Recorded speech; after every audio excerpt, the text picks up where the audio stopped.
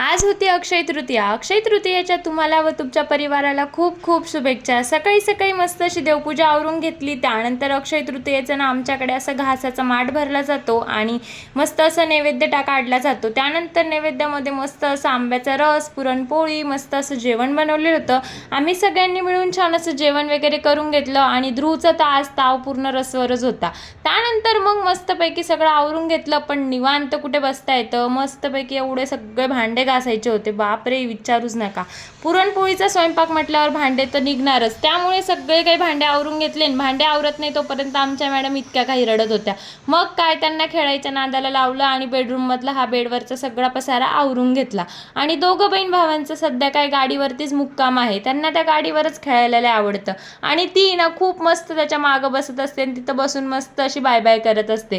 त्यानंतर आज होता बिग बॉस 6चा ग्रँड फिनाले. तोच या ठिकाणी बघत होती. चला मग, ब्लॉग आवडला असेल तर चॅनलला लाईक आणि सबस्क्राईब करून घ्या.